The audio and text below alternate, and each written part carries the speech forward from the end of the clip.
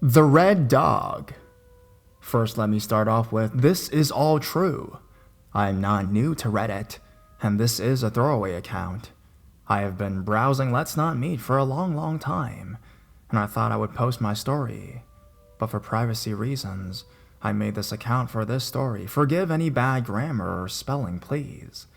And this is my story of how a crazy pedophile in a mall costume stalked, threatened, and all around ruined 6 months of me and my mom's life.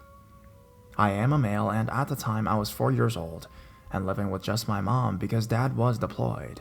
Now I am almost 22 years old, but the memories from the Red Dog still haunt me.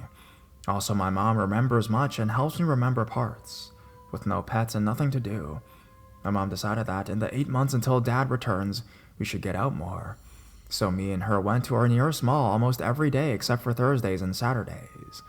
On Mondays to Wednesdays, mom would drop me off at a super huge play place. More about this later. On Friday and Sunday, she would stay in the play place with me. The mall was a normal size, one with security and cameras. So now for the unforgettable play place. Imagine a Chuck E. Cheese play place or the humongous playgrounds that McDonald's had. This was the size of the play place. It had 3 stories, stairs, ladders, tunnels, bouncy stuff, ropes. It was like a kid obstacle course heaven. The play place had security guards in kids' costumes. This was so they could entertain small children, and people know they belong at the playgrounds. One Sunday, I'm in the ball pit and my mom notices I look nervous.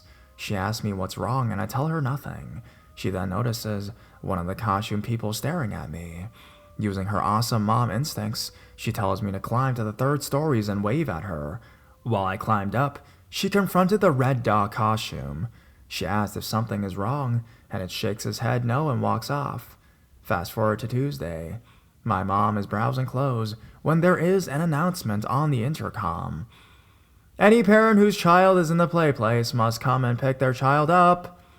Annoyed but curious, my mom heads off to the play place, where she runs into one of her friends. His name is Alex, and he is a security guard at the mall.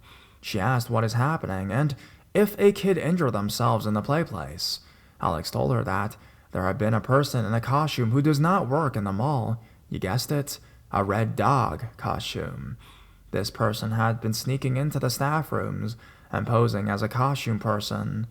It has had many reports against him, such as following or frightening women or children. So it became a threat to the mall, so they upped security'd. Apparently, the Red Dog had been spotted in the mall ordering a soda, so they planned to corner it and arrest it. All parents were ordered to remove their children because of obvious reasons unspoken. Mom tells Alex about Sunday, and they rush down to the play place. What they find is terrifying. Me and 2 other kids in the 3rd stories in a tunnel with a window. People could see us if they looked at the window. We were crying and banging on the glass. Outside were worried parents and adults calling security. On the 1st story, you see the Red Dog trying to crawl into the 2nd story through a hole in the ceiling, meant for kids to get through. The Red Dog was stuck but desperately trying to get in. In 25 seconds, the play place is surrounded by parents and adults in security. The Red Dog is ordered to come out with his hands up. It gets out and slowly starts making a way towards the crowd. Then, in a flash, the dog's arm unfolds. The person wearing the costume puts their hand in, and it came back holding a gun. A brave security guard tackled the dog, and crowd gathers around snapping pictures, but by the time the crowd left, the dog costume was empty. Detectives say, when the culprit in the costume was surrounded by people, it saw its chance to escape.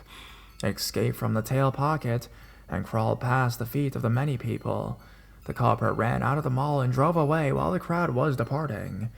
Inside the costume, the culprit left valuables, a gun, a pocket knife, a snack bar, rope, and tape.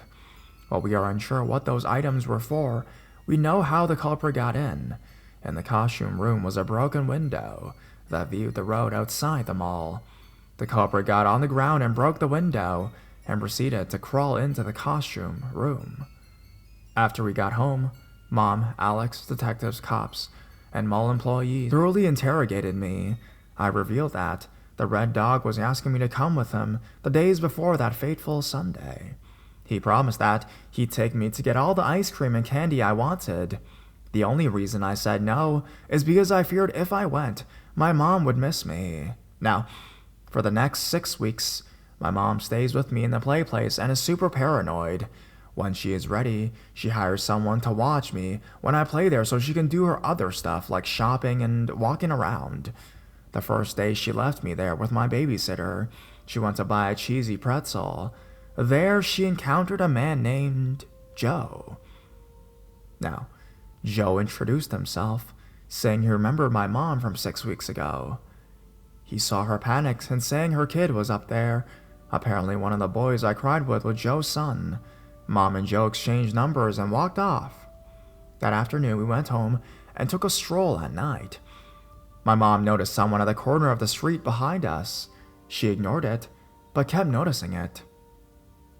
Eventually, she did that trick when you make 4 left or right turns, and this person was still following us. My mom picked me up and sprinted. She told me she probably never ran so fast in her life. Mom outran the man and got home. She locked all doors and windows and set me in the couch to watch cartoons while she peeked out the window. Her heart dropped when she saw who it was, Joe. For the next 5 months, she stayed away from the mall and ignored the 500 plus calls from Joe and 750 plus text messages. His texts and voicemail got darker and darker and darker. But when he threatened to break into the house and rape, kill, mug us, my mother got the cops involved. One night, my mom woke up to frantic shaking on her door handle, called the cops, and they arrested the culprit, Joe. Later, my mom finds out Joe did not have any children. And here's the best part, Joe was the red dog person. Using handprints on the gun and his handprints, they arrested him for many, many things, like trespassing, stalking, stealing, threatening, child endangerment, attempted break-in, attempted murder, harassment, and sexual harassment. So, Mom, Alex, and all the other mall employee and cops, you guys are awesome. Joe, fuck you.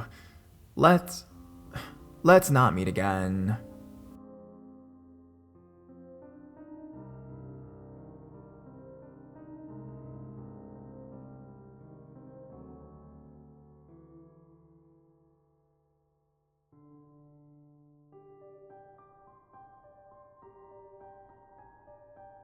Catsuit Man. So my friend Adam and I were on the highway, going camping for the weekend. He was driving, as was usually the case, and we were jamming loud to some music when I spotted something off to the side of the road. Down behind a fence was a man with a tool belt looking up at a power line or a billboard or some such, whipping past on the highway. I didn't put much focus into what he was looking at, because my attention was caught by the figure next to him. The man was in what I can best describe as a catsuit, but not like a fuzzy cute one or some sports team mascot. It was skin-tight and gray with almost no detail, except for 2 cat ears on the top and 2 disturbingly off-kilter eye holes. It reminded me of some sort of BDSM costume, but instead of being trapped in the porn I X off, he was standing right there off the side of the road. Neither the Catman nor the repairman were acknowledging each other's existence. Both faced towards the road, one looking up, but the other looking straight forwards. Cat's eyes shaded over by the high sun unflinching, as if waiting for the repairman to go up and fall. Some sort of otherworldly omen that I just happened to catch a glimpse of. I felt as though life was moving in slow motion, and the music was silent for a moment, as I passed by this eerie still life at 70 miles per hour. Adam somehow noticed something was wrong, because he looked over wondering at me and turned down the music. I explained the scenario to him, and we agreed that I must have been misseeing things. The next exit was probably 20 minutes, and then we would have the whole stretch to drive back. At the time it seemed like way too much work, but now I wish he would have, because I can't get the image of this Catman out of my head. Something about the way he just standing there, totally ignored by the world, as if he wasn't even there. Any theories on what was going on here would be greatly appreciated.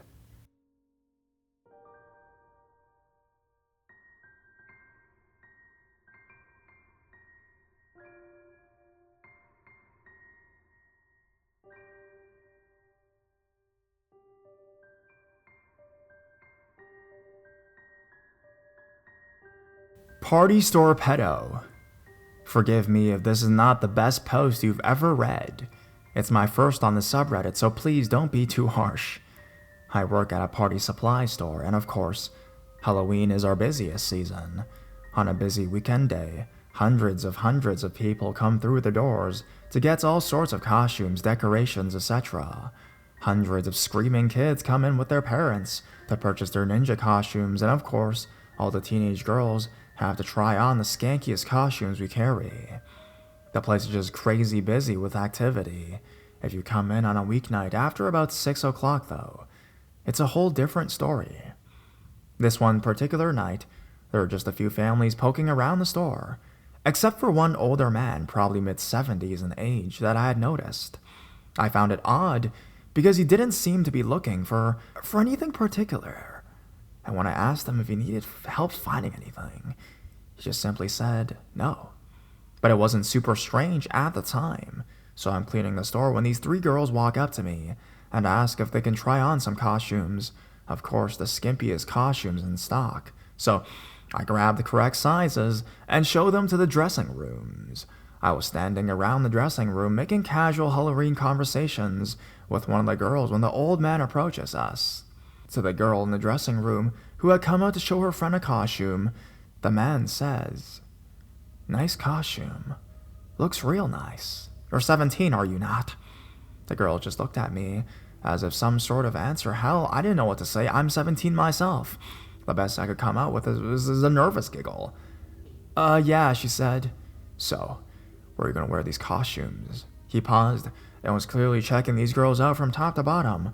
To a party with each other out on the street? He gave us all the creepiest smile, and of course, out came the nervous giggle again. Luckily, the third girl who had been in the dressing room had been listening. She was clearly slightly older and wiser than the rest of us. She popped her head out and with an assertive tone said, "I'm 21, we're wearing them to a party, and I'm of legal age." While it may not have been the best answer anyone could have come up with, it was better than what I had and was enough to send the old creep packing. After a brief "what the fuck was that" discussion with the rest of the girls, I went up to tell my manager my strange experience. In the short time in which she had left us, and I had traveled to the front of the store, my manager witnessed the old man walk up to a 4 or 5-year-old girl and quietly tell her something. Her mother looked at him disapprovingly and promptly tried to walk away. By the time I had reached the front of the store, he was gone. Not as creepy as a lot of other posts on here, but it's definitely unsettling when closing the store up at night. Just wanted to share.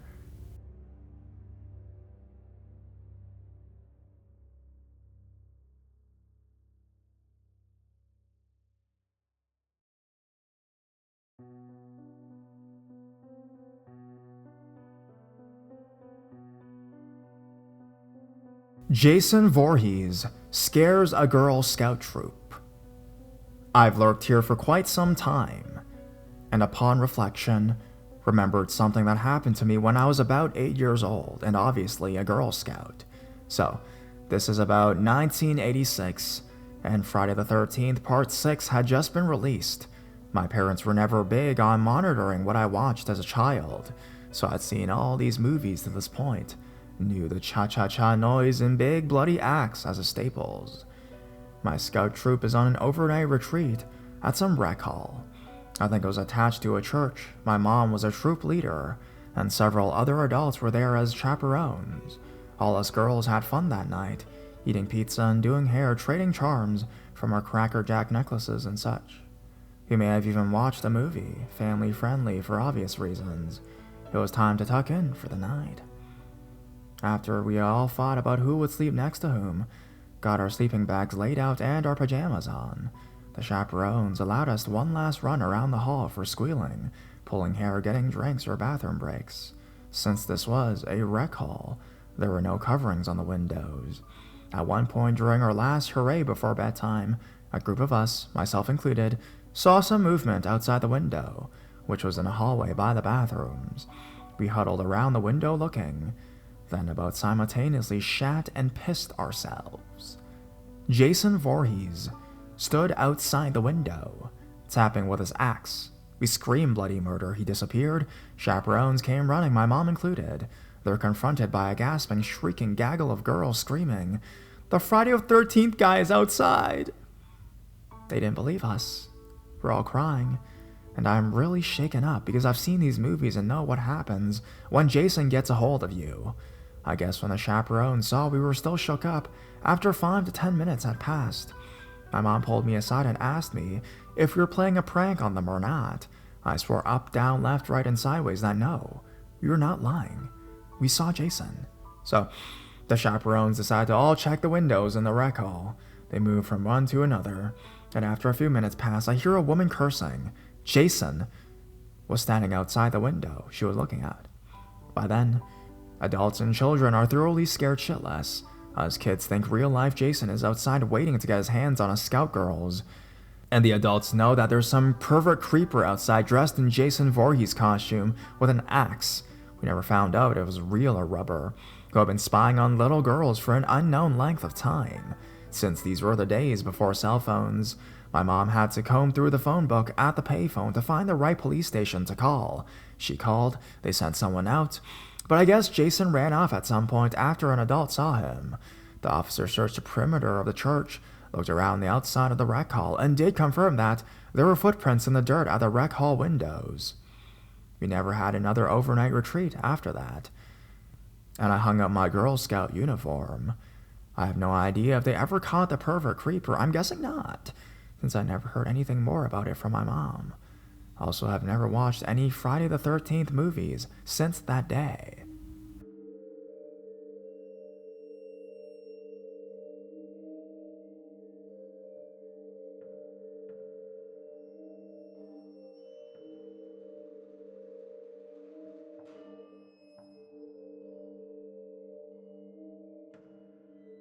Bizarre nudist cosplaying creeper. I am a native Floridian, and I've proudly called South Florida home for my entire life. Living here, you come to understand that there is a different vibe that you get here that nowhere else in the country has. And throughout the state, you can expect to encounter a certain measure of offbeat weirdness anywhere you go. This pervasive wackiness keeps things interesting, but occasionally, it can go into a very dark direction. If the gentleman that is the topic of this post is anything to go by, this eccentric, Floridian attitude apparently extends even to neighborhood creepers. Considering that peeping toms are already creepy enough to begin with, this is really saying something. By day, my neighborhood looks like any other typical middle-class American suburb. By night, however, it can become the stomping ground of a truly unusual creeper. You see, what sets this peeping Tom apart from all the rest is his costumes, or in several cases, complete lack of, as in no clothing whatsoever, when he goes out on the town. Over the years, various people have spotted him in either completely naked, in nothing but tidy whities, a Spider-Man costume, a chicken costume, the top half, yes, the top half, as in no pants of any kind, of a clown suit, complete with face paint and frilly collar, a hot pink Speedo, a Dracula cape, a Gandalf costume, and, according to at least one witness, what appeared to be an Organization 13 cloak from the Kingdom Hearts video games, among many others. In spite of these outrageous get-ups, no one has any idea who this guy is, and have never gotten a good look at his face. He doesn't appear to cover a large territory, and when spotted, it is usually a fleeting glance. I have certainly never seen anyone resembling him during the daytime.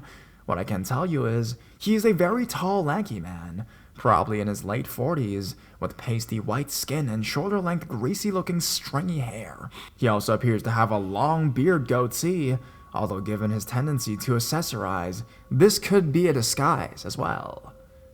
You would think that a guy of that description would really stand out on a dark street, which makes it a wonder why the cops had never been able to catch him. This supports the idea that he only covers a small area, so he can make a quick getaway if needs to.